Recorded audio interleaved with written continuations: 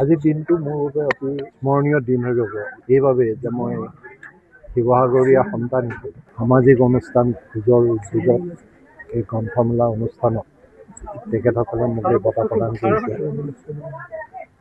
আৰু এই বঁটাটো মই আমাৰ শিৱসাগৰীয়াবাসী ৰাইজৰ আশীৰ্বাদ ৰূপে মই বঁটাটো গ্ৰহণ কৰিছোঁ আৰু এই বঁটাই মোক আগন্তুক দিনত মোৰ কৰ্মক্ষেত্ৰত আৰু কৰ্ম কৰি যোৱাৰ বাবে মোক প্ৰেৰণা দিয়ে।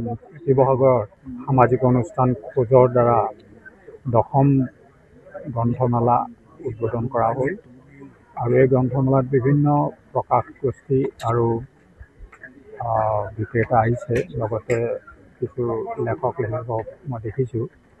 আটাইতকৈ ভাল কথা হ'ল যে এনেকুৱা ধৰণৰ গ্ৰন্থমেলাৰ দ্বাৰা পঢ়ুৱৈ সৃষ্টিৰ যি প্ৰয়াস সেইটো মানিব লাগিব আৰু আমি ভাবোঁ অসমৰ ৰাইজে গ্ৰন্থ পঢ়াটো বা গ্ৰন্থ অধ্যয়ন কৰাটো এটা অভ্যাস হিচাপে যাতে গঢ়ি তোলে, বিশেষকৈ নতুন প্ৰজন্মৰ ল'ৰা ছোৱালীৰ কাৰণে আৰু বিভিন্ন শিক্ষানুষ্ঠানত এনেকুৱা ধৰণৰ প্ৰয়াসৰ দ্বাৰা পঢ়াৰ পৰিৱেশ এটা গঢ়ি তুলিবলৈ মই আটাইকে আহ্বান জনাইছোঁ আৰু শিৱসাগৰবাসীয়ে এই গ্ৰন্থমেলাখন আঁকোৱালি ল'ব বুলি বিশ্বাস অনুষ্ঠান খোজৰ উদ্যোগত শিৱসাগৰবাসী ৰাইজৰ সহযোগত এইবাৰ 10ম বাৰৰ বাবে শিৱসাগৰ গ্ৰন্থ উৎসৱ অনুষ্ঠিত কৰা হৈছে। ঐতিহাসিক বৰ্ডিং খেলপথাৰক জুবিন গাৰ্গ সাহিত্য ক্ষেত্ৰ নামাকৰণৰ সৈতে আজিৰে পৰা 11 তাৰিখলৈকে 11 দিনীয়া বিস্তৃত কৰ্মসূচীৰে এই গ্ৰন্থ উৎসৱ অনুষ্ঠিত হ'ব। আজি উদ্বোধনী অনুষ্ঠান অনুষ্ঠিত হৈছে।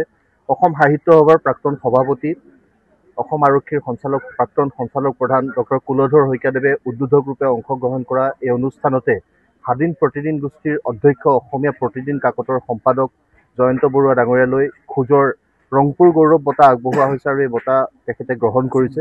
তাৰ লগতে আজিৰে উদ্বোধনী অনুষ্ঠানৰ পৰৱৰ্তী পৰ্যায়ত কালিলৈৰ পৰা বিস্তৃত কাৰ্যসূচীৰে এই গ্ৰন্থ উৎসৱৰ কৰ্মসূচী চলি থাকিব। আমি শিৱসাগৰবাসী ৰাইজৰ উপস্থিতি, ছাত্ৰ ছাত্ৰীসকলৰ অংশগ্ৰহণ কামনা কৰিছোঁ।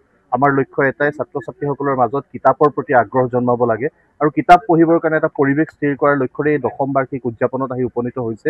আহিব লগা দিনতো এই যাত্ৰাটো শক্তিশালী ৰূপত আগবঢ়াই নিবৰ কাৰণে শিৱসাগৰবাসী ৰাইজৰ অভিভাৱকত্ব কামনা কৰিছোঁ।